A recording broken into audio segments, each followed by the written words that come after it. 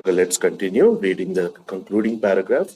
In this paragraph, he will conclude and make his more important parts, most important points, why he actually discussed about all these things and um, gave the example of the conductor and the lift man and everyone. Okay, so he will make his point now, his most important point now. So let us read on.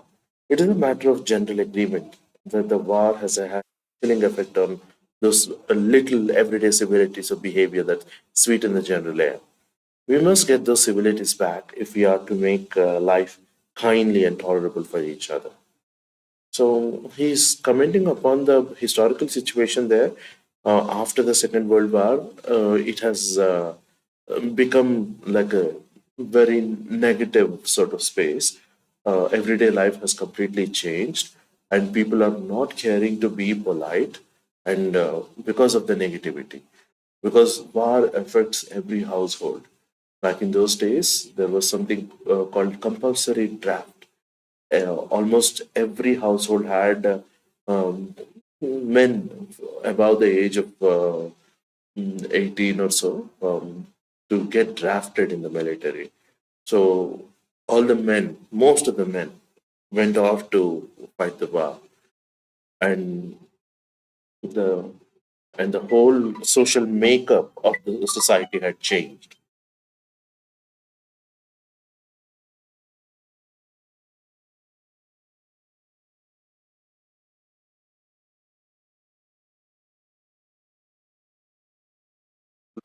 The social makeup of the country had changed, and the everyday interactions became less cordial. People were not smiling at each other and not being polite enough to each other.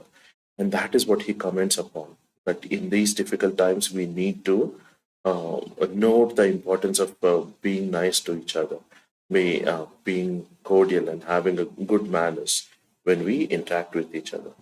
We must get those civilities back if we are to make life kindly and tolerable for each other. We cannot get them back by invoking the law. The policeman is a necessary symbol, and the law is a necessary institution for a society that is still somewhat lower than the angels.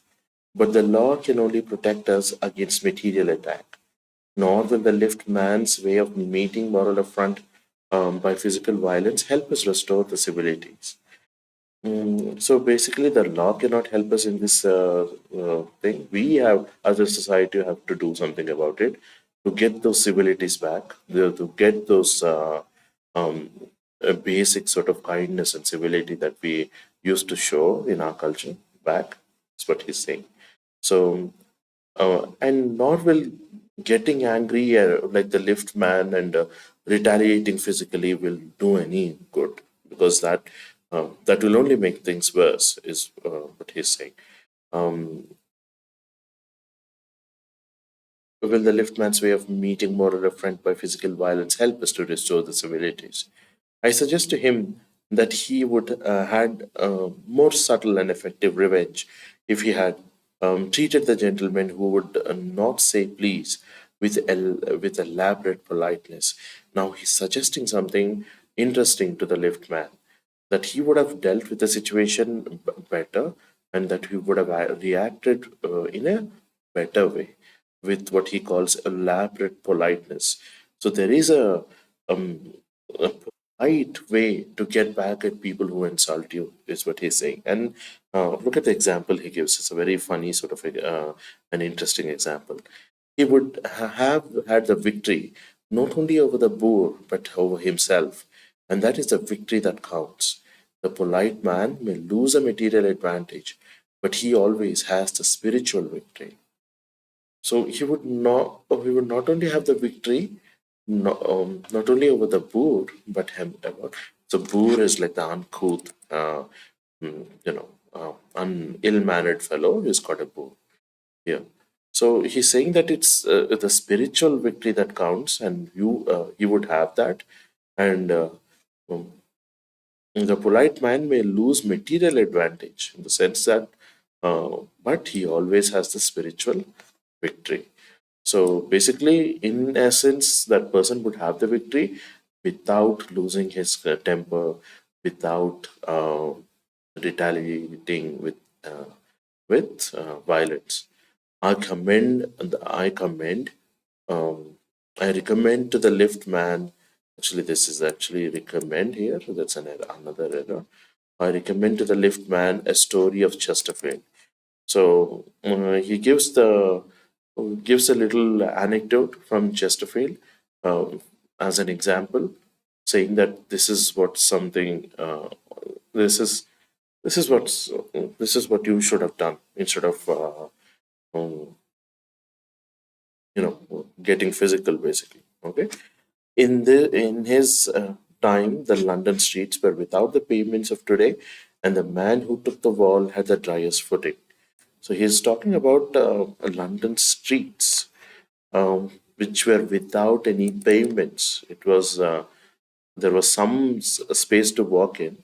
There were no pavements, like proper pavements to walk in, and the people who want to walk on dry land had like a they had to take the wall, in the sense that they had to just walk beside the walls of the buildings, right?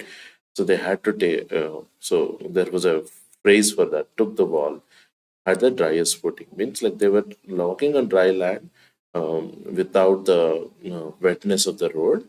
Okay, so they were walking there, and there was only a space for one person to go. And this is what happened to Chesterfield, like a real incident that happened.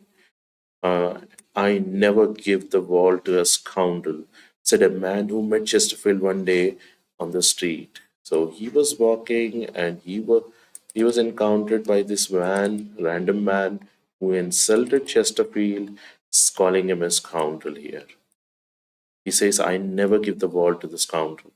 Means I never allow scoundrels to walk in this place, like, in this um, give the wall here refers to allowing him to walk in that space. Okay, so basically saying he's only worthy of walking in that wet gutter or whatever. Okay, so said the man who met Chesterfield one day on the street. And look at the amazing retort of Chesterfield. I always do, Chesterfield, stepping with a bow into the road. I hope the liftman will agree that this revenge was much sweeter than if he had flung the fellow into the mud. So basically, in a classy way, and in a very clever and witty way, Chesterfield counters this guy and gives him the apt reply.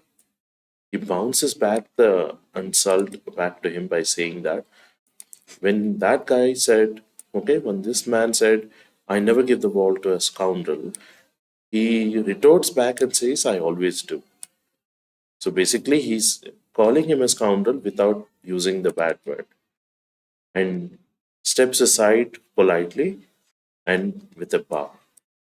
So, in this classy way, he retorts or bounces back the insult that was met upon him. And the author says that, this was better than flunging that guy into the mud, because it becomes like a classic joke, actually. Everyone talks about it. Like, this is what happened. Like, it's so funny.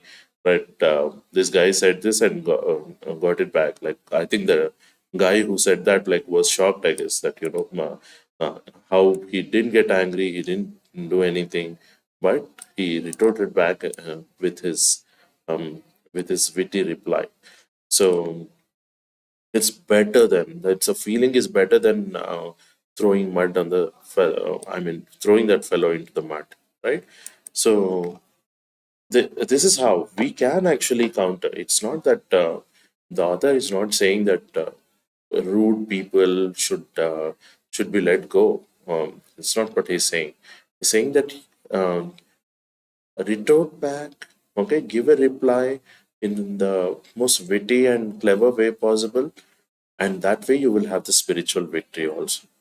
You can actually um, you know be polite and do it in a polite manner. You can insult a person back and remind him of the importance of being polite, by saying, by using your wit, by using your words, which are much more powerful than say physically throwing that person into the mud. So he has an important point to make to society.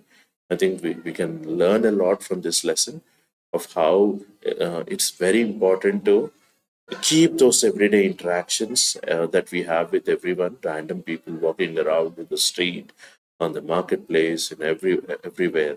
How it's very important for us to um, give respect to every person, and if that respect doesn't come to classy in a classy way, in a very witty manner, remind them that this is not acceptable in the society.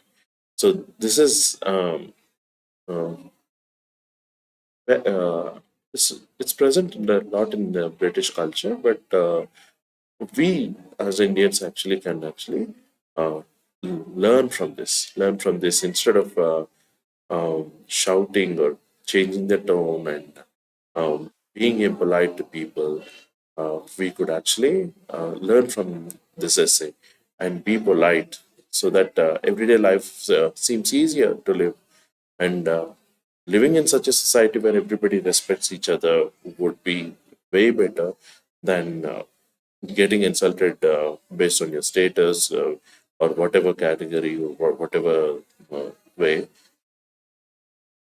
every day, because people are uncouth and they think it's not important because it's not illegal to do certain things. People take the liberty to lose their professionalism at work and other contexts, other everyday contexts, and overstep their boundaries, right?